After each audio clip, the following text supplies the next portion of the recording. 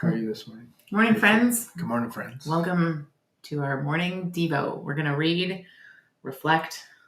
Devo usually devotion. has some random question for me in the morning. Some random... No, you know what I want to say? I started my reading. I did one day of reading. Oh, yeah. Last night? And then I fell asleep. My advice to read. At 8 p.m. 8:30.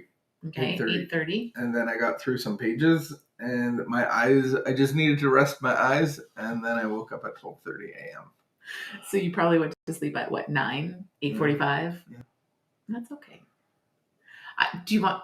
I'll say what I texted you yesterday. The struggles of reading. Yesterday, I thought after we had our conversation on the podcast, I thought to tell you that even though you're not an avid reader, you've always been a very avid learner ever since you went into rehab.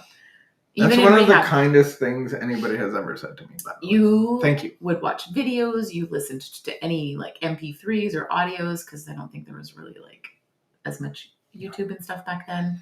But you were always a very avid learner. We had the MP3s. Mm-hmm. I listened and to you would listen nonstop. to all kinds of stuff, anything you could get your hands on. The Bible. How did you learn Foch, Chuck Smith? That, and then how did you learn all the Gorski stuff? Oh, that's just from studying it and doing it and presenting. Like a book? Yeah. Oh. It's modules and training and. So you did all that. But that's still learning. You did all that.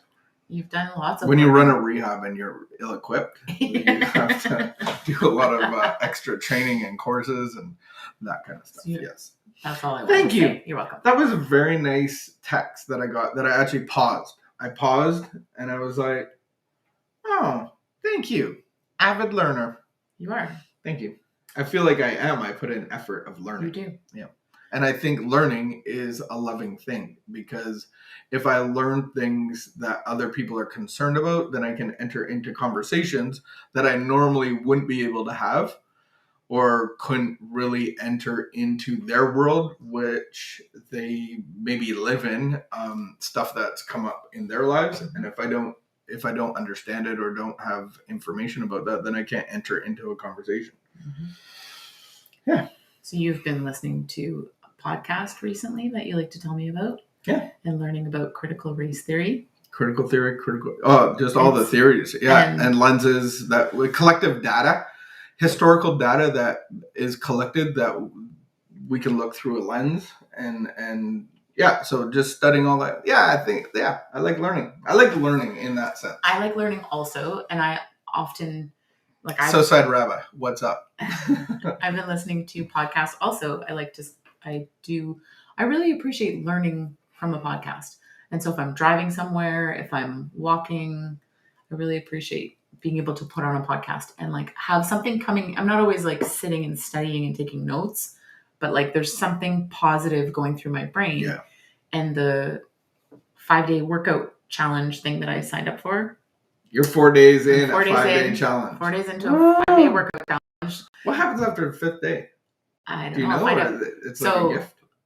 Yesterday they posted a video, the 2 women that are running it, the encourager coaches, they posted a video about okay, maybe this is too soon, but also maybe just start thinking about your personal development. Mm-hmm. And I was like, oh, so I listened to the video and then I was like, oh, actually personal development is something I've been working on since intentionally since early January, January 2020. So that would be a breeze. I was like, oh, no, but I think our personal development stuff in place. Should be something that's ongoing, mm-hmm. right? Shouldn't our personal development not really ever stop? Yeah, never stop. And if we're not doing something never stop growing to learn and grow, we should consider doing It's something. Like a plant. We maintain the water to the plant, feeding the plant, the sunlight to the plant, so it continues to grow.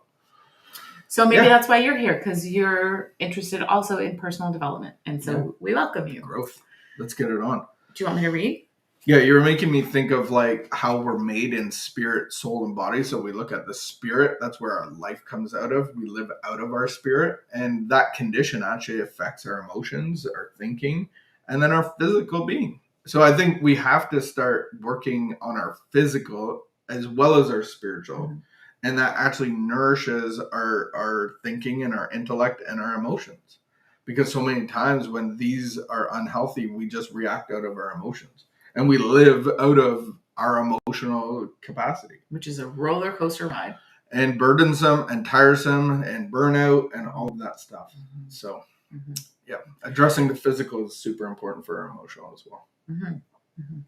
Yeah. So today's reading is from the Language of Letting Go book, which is a book for codependence, but we can all learn from it. Making amends. Made direct amends to such people wherever possible, except when to do so would injure them or others. And that is step 9. Yeah. So, yeah. When we make amends, we need to be clear about what we're apologizing for and the best way to say that we are sorry. I'm so sorry.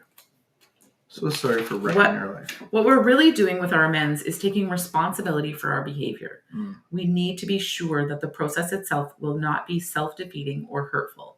Sometimes we need to directly apologize for a particular thing we have done or our part in a problem. Other times, instead of saying I'm sorry, what we need to do is work on changing our behavior with a person. There are times when bringing up what we have done and apologizing for it will make matters worse. We need to trust timing, intuition, and guidance in this process of making amends. Once we become willing, we can let go and tackle our amends in a peaceful, consistent, harmonious way. If nothing feels right or appropriate, if it feels as if what we are about to do will cause a crisis or havoc, we need to trust that feeling. Attitude, honesty, openness, and willingness count here. In peace and harmony, we can strive to clear up our relationships. We deserve to be at peace with ourselves and others. Today, I will be open to making any amends I need to make with people. I will wait for divine guidance in the process of making any amends that are not clear to me. I will act when led. God, help me let go of my fear about facing people and taking responsibility for my behaviors. Help me know I am not diminishing my self-esteem by doing this. I am improving it. Mm-hmm. I guess I would start off by explaining the process. So why is step 9 or the amends at the tail end of the process? And so we go through this process, and to sum it up, it's make right with God. So I give God the position of being God, being the Father, being the employer, all of that. And I give my life to Him, and then I go and get right with me, and I get to go through this process. We call it confession or inventory, whatever methodology you're using. And then we really look where self-will has run the show. We look at where our fears are causing us to be present in our lives to run our show. And so we're not guided by God's love and light. We're guided by our fear, the slave driver of fear. And so we get to actually see how I've actually harmed the world around me. Now we get to go to the world around us and go I've done these things. I've had these expectations. I've made these demands. I needed something from you and from the world around me for me to be okay. Now I have God in my life. I've quit drinking or drugging or whatever it is. And I'm just trying to make right with the world around me. Mm. So then I can go to the person and say, here's my harm. I feel like this is what I've done to you. If it's not going to harm them more, I go to them. And I make this amend, and I say this is my process, and then I involve them, and I say, how is there anything else I've harmed you? How do I make this right? And so there's a spiritual law when we live a spiritual life, and we're spiritual beings. So no matter what, you're either living the spiritual life, I think, on a healthy way or an unhealthy way. And so we do reap what we sow, and so this is really sowing beneficial seeds. And so when you put an apple seed in the ground, it dies and grows into be an apple. And so you get apples from that. And so we've sown all these horrible seeds. So part of this is the law of reaping and sowing, the spiritual law of reaping and sowing. So now I go to make right with the world. I've got God as the seed inside of me. I'm growing this the fruit of love, peace, patience, kindness, goodness. All of these things are from the seed of God inside of me, His spiritual connection. And now I can go make right with the world around me. And I'll have a beautiful orchard of peach trees, apple trees, maybe some apricots, maybe some avocados. So what is amends not? Oh, you tell me. What? I'm asking you. I think amends is not sorry. I think I'm not going to just say sorry to you. I'm going to go, this was my spiritual condition. This is why I used and drank, and this is where this is all coming from. And I just want to make this right. How do I make this right? It's not like, hey, sorry, have five, everything's all good. Let me just feel good. It's about becoming different and coming into a old relationship and going like, how do I make this better? It's kind of like when you go camping. It's like when you leave in Boy Scouts. I was in Boy Scouts. Yes, and I played the French horn, and yes, I was in calligraphy club. I was very cultured as a child. You're such a nerd for a guy that doesn't read. I was in Cubs, and that's our symbol. That's our. Thank you for clarifying that. I didn't know. And we always were taught to leave the earth better where we were. If we did some digging or if we did some or garbage or whatever, we leave what we did better than what it was. And so that's what we want to do, is not just say sorry, but how do I make this better? How do I owe you amends, and maybe it's financial. And then they just go, don't worry about it. And I'm like, no, I'm going to make this amends. I'm going to take the money that I owed you and I'm going to put interest on that. And I'm going to, if you're refusing to take it, I'm going to donate it to, who would you like me to donate it to? That's really good. And now you're taking that $200 plus interest. So now you got $400, and now you're donating it to whatever they say. Like, go, I have this money. I don't want to throw it out the window. It's just a waste. How do I donate this for you? Like, and so now that's not just a sorry. That's a little bit more. And now I get this spiritual experience. I get this spiritual awakening that God is actually, the fruit of God is inside of me, where there was take. Now there's give. That's good. That's good. Thank you.